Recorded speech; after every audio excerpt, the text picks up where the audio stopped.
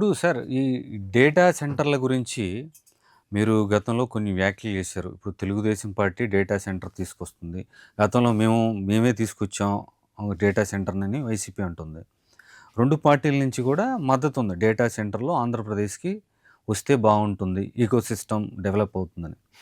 మీరేం చెప్తారు? డేటా సెంటర్‌లనేవి మిగతా దేశాల్లో డేటా సెంటర్‌లను వ్యతిరేకిస్తున్న సందర్భంలో ఆంధ్రప్రదేశ్‌కి డేటా సెంటర్‌లు అవసరమని మీరు భావిస్తున్నారా?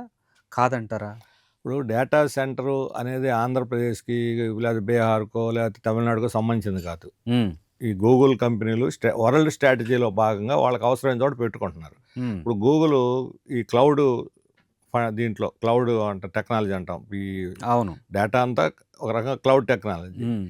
దీంట్లో ఈ మధ్య కాలంలో వెనకబడింది. ఎందుకంటే యూఎస్‌లో కాస్ట్ ఆఫ్ ప్రొడక్షన్ పెరగటం, అక్కడ రెసిస్టెన్స్ రావటం, దాంతోటి ఇండియా లాంటి దేశాలకి వస్తున్నారు వాళ్ళు. హ్మ్. యాక్చువల్‌గా చలి దేశాల్లో పెట్టాలి డేటా. ఎందుకంటే హై బాగా వాల్యూమ్ ఆఫ్ హీట్ ఎక్కువుంటుంది. టెంపరేచర్‌ని హీట్ సృష్టిస్తది. జనరేట్ చేస్తుంది. ఆ! ఏసీలు చాలవు. చుట్టూ నీళ్లు కూడా ఇప్పుడు సముద్రంలో మొదటి సర్వర్లు ఇప్పటిదాకా ఉన్నది ఫేస్‌బుక్ అయినా, గూగుల్ అయినా వాళ్ళ సర్వర్‌లన్నీ అన్నీ సముద్రంలో ఉన్నాయి. కేబుల్స్ ఏమో సముద్రంలో వస్తాయి. సర్వర్లు కూడా అక్కడే ఈ ఉన్నాయి కదా జలాంతర్గాముల్లో పెట్టుకొని మెయింటైన్ చేస్తున్నారు. ఈ వేడిని ఆ తట్టుకోవటానికి. చల్లదనం కోసం. ఇప్పుడు హ్మ్. పెద్ద వాల్యూమ్ కాబట్టి ఇప్పుడు ఆర్టిఫిషియల్ ఇంటెలిజెన్స్ వచ్చిన తర్వాత పెద్ద వాల్యూమ్ హ్మ్. కాబట్టి హ్మ్. ఇక్కడ పెడుతున్నారు. పక్కనే సముద్రం ఉంది. నీళ్లు అవి వస్తాయని చెప్పంటున్నారు. ఆంధ్ర యూనివర్సిటీ ఎన్విరాన్మెంటిస్టులే చెప్పిందేంటంటే ఇది వస్తే హ్మ్. ఈ వాల్యూమ్‌లో 1 గిగావాట్ గిగావాట్. ఆ! ఇది వాల్యూమ్‌లో వస్తే 1 డిగ్రీ టెంపరేచర్ పెరుగుద్ది హ్మ్. అని వాళ్ళు ఇప్పుడు గ్లోబ్ మొత్తం మీద క్లైమేట్ చేంజ్ దీంట్లో చెప్తుందేంటి 2 డిగ్రీలు పెరిగితే గ్లోబ్ మొత్తం మీద హ్మ్. మొత్తం అసలు భూమండలమే భస్మీపటలం అయిపోద్ది. హ్మ్. ఇప్పుడు తగ్గించుకోవటానికి నానా తంటాలు పడుతున్నాం. అవును. ఈ గ్లోబల్ వార్మింగ్ గ్లోబల్ అంటున్నాంగా. వార్మింగ్. హ్మ్. ఇప్పుడు దీన్ని పెంచే ప్రక్రియ ఎందుకు చేపడుతున్నారు? హ్మ్. ఇది ఒక భాగం. హ్మ్. అసలు విషయం ఏంటంటే దీన్ని హైప్ చేసి హ్మ్. గూగుల్ వస్తుందని హైప్ చేసి లేనిపోని ఒక పెద్ద భ్రమలు యూత్‌లో సృష్టిస్తున్నారు. ఒకటి ఎంప్లాయ్‌మెంట్ 1,80,000 మందికి ఉద్యోగాలు వస్తాయనేది ఇంపాసిబుల్. హ్మ్. ఎందుకంటే తెలుగుదేశం కేంద్ర మంత్రి చంద్రశేఖర్ గారు చెప్పాడు. 5, 6 వేల మంది ఉద్యోగాలొస్తాయి.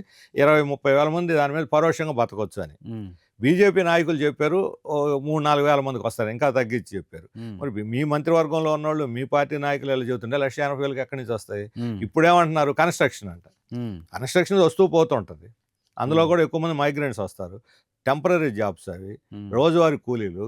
ఇప్పుడు జాబ్స్ అనంగానే ఏమనుకుంటారు? చదువుకున్న వాళ్ళకి, టెక్నాలజీ, ఐటీ చేసిన వాళ్ళకి వస్తాయని హ్మ్. అనుకుంటారు. హ్మ్. డేటా సెంటర్ అనగానే.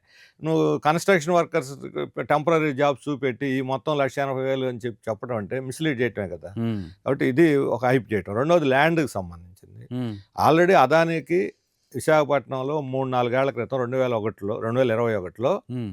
400 ఎకరాలు ఇచ్చారు. హ్మ్. మొత్తం రిషికొండ నంబర్ 3 అది. హ్మ్. దాని చుట్టూ ఇచ్చారు. ఆయన హ్మ్. ఇదేసుకొనున్నాడు. దాని కంచె కూడా ఏసుకున్నాడు. హ్మ్. కానీ ఇది స్టార్ట్ చేయలేదు. ఇప్పుడు అదే అదాని గూగుల్‌తో భాగస్వామి అయ్యాడు. హ్మ్. మరి గూగుల్ అదానికెందుకు ఆ 400 ఎకరాలు? హ్మ్.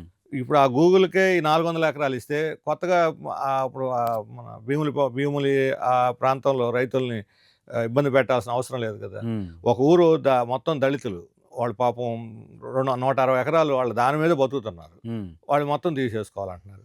పంచగ్రామాలని సింహాచలం దేవస్థానం ఉన్నాయి. హ్మ్. 5 గ్రామాలు. 20 ఏళ్ల నుంచి పోట్లాడుతున్నారు దేవస్థానం వాళ్ళ పట్టాల కోసం. ఆడ నివాసం ఉంటున్నారు. అన్ని పార్టీలు ఒప్పుకున్నాయి. ఇంతవరకు ఇవ్వల. హ్మ్. అదే పంచగ్రామాల్లో 160 ఎకరాలు గూగుల్‌కిచ్చారు. హ్మ్. 160 ఎకరాలు గూగుల్‌కి నువ్వు 100 ఏళ్ళు లీజుకి ఇస్తున్నప్పుడు అక్కడ ఉండే స్థానికంగా నివసించే ప్రజలకు పట్టాలు ఇవ్వటానికి ఏమిటి అభ్యంతరం? హ్మ్. అంటే ఇంతమంది ప్రజల్ని ఇబ్బంది పెట్టి ఖాళీ భూములు వదిలేసి అదానికి ఇచ్చినవి మళ్ళీ కొత్తగా భూములు సేకరించి ఇవ్వటం అనేది చాలా అన్యాయం. ఇది సరైనటువంటి విధానం కాదు. మూడవది గూగుల్‌కి 22,000,00,00,000 ఇన్సెంటివ్స్ ఇస్తున్నారు. రాయితీలిస్తున్నారు. రాయితీలు హ్మ్. అసలు. గూగుల్ ఏమన్నా చిన్న కంపెనా? లేకపోతే హ్మ్. డబ్బు లేని కంపెనా? హ్మ్. 20 రో విశాఖపట్నం స్టీల్ ప్లాంట్‌కి 12,000,00,00,000 ఇచ్చి నేను ఇచ్చానని చాలా గొప్ప రోజు టామ్ టామ్ ఏస్తున్నావు. చాలా నిశ్శబ్దంగా 22,000,00,00,000 వాళ్ళకిచ్చావు. హ్మ్. ఏమొస్తది దానివల్ల? ఇప్పుడు 22,000,00,00,000కి సరిపడా హ్మ్. పోనీ రాష్ట్ర ప్రభుత్వం షేర్ తీసుకుంటుందా? హ్మ్. హ్మ్. మన భూమి, మన నీళ్లు, మన కరెంటు, మన జీఎస్టీ రద్దు, మన వడ్డీ రద్దు ఇంత త్యాగం చేస్తుంటే ప్రజలు హ్మ్. మన ప్రభుత్వ వాటాను తీసుకోవాలిగా. దీని లెక్క ప్రకారం కనీసం 18% వాటా రావాలి ప్రభుత్వానికి. హ్మ్. మరి 22,000,00,00,000 మనం రాయితీ ఇచ్చినందువల్ల మనకొచ్చే లాభం ఏంటి? 300, 400 ఉద్యోగాలా? హ్మ్. అందులో మన రాష్ట్రానికి ఎన్ని వస్తాయో తెలీదు. ఎందుకంటే వాళ్ళు ప్రపంచంలో ఉన్న ఎక్స్పర్ట్లందరిని తెచ్చుకుంటారు. నేను ఈ మధ్యనే ఒక అమెరికా నుంచి వచ్చిన ఒక అమ్మాయిని కలిసింది. వాళ్ళ టీంలో ఐటీ టీంలో 5 ఉన్నారు టీము. ఇట్టే 5లో 4 తీసేశారు. ఈ అమ్మాయిని ఒక్కనే ఉంచారు. ఈ అమ్మాయి ఆఫీస్కి వచ్చారు, బెత్తరపోయింది ఏంటా అని చెప్పని. ఆ 4 స్థానంలో ఇండియాలో ఆఫీస్ పెట్టేవాళ్ళు 2 ప్రాజెక్టులు 20 మందిని తీసుకున్నారు. ఆ నలుగురికి ఆ 4 జీతాలతోటి ఇక్కడ 20 మందిని తీసుకొని వాళ్ళని తీసి ఇంటికి పంపించారు రాత్రి. అది వాళ్ళ స్ట్రాటజీ ఆ రకమైంది. కాబట్టి ఇప్పుడు ఇన్ని వేల కోట్ల రూపాయలు ఇచ్చి మన వాళ్ళు ఇప్పుడు ఉద్యోగాలు అమెరికాలో వాళ్ళు గాల్లో దీపంలాగా ఉన్నాయి వాళ్ళ ఉద్యోగాలు. ఏ పూట పోతాయో ఏ పూట ఉంచుతారో తెలియటల్లా.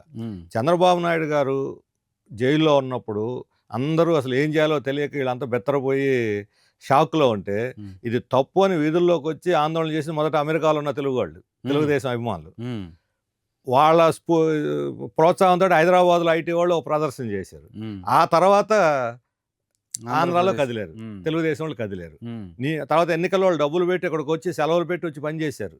వాళ్ళు అంతగా నీ కోసం త్యాగం చేస్తే ఈరోజు వాళ్ళు అసలు ఉద్యోగ భద్రత లేక కొట్టుమెట్టాడుతూ గుండెల్లో రైళ్లు పరిగెడుతూ వాళ్ళ జీవితాలే గాల్లో దీపాలాగా ఉంటే కనీసం భరోసా, మీరు ఇబ్బందులో ఉన్నారు, నేను మీకు సహాయం చేస్తాను, లేదా నేను మోడీ ద్వారా నా పలుకుబడిని ఉపయోగించి ట్రంప్తో మాట్లాడి మీ ఉద్యోగాలు పోకుండా చూస్తాను, మీరు భయపడొద్దు, లేదా మీరు వదులుకుంటే ఇక్కడికి వస్తే నేను మీకు ఉద్యోగాలు ఇస్తాను అని ఒక మాట బహిరంగంగా చెప్పాడా? ఎందుకని వాళ్ళకి అంత అంటే వాడుకోవటం పక్కన పడేయటమేనా? పాపం అంత త్యాగం చేసిన వాళ్ళకి ఈరోజు కనీసం ఒక ఓదార్పు కూడా చంద్రబాబు నాయుడు గారి నుంచి లేదు. మరి ఏంటిది? అందుకని ఐటీ వస్తుంది, ఉద్యోగాలు వస్తాయి అని చెప్పి భ్రమలు పెట్టి గూగుల్ లాంటి కంపెనీలని మన రాష్ట్రానికి తీసుకొచ్చి హైప్ సృష్టించిన తప్ప దీనివల్ల మన రాష్ట్రానికి ఒరిగేది చాలా తక్కువ.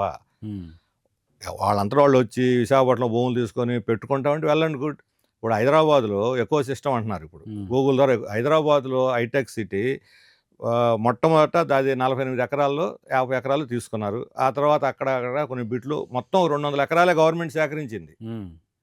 గవర్నమెంట్ సేకరించి ఇచ్చిందంతా 200 ఎకరాలే. ఆ ఎకో సిస్టమ్ ఎవరికి వాళ్ళు వచ్చేసారు, ఆ తర్వాత డెవలప్ చేసుకుని వచ్చారు.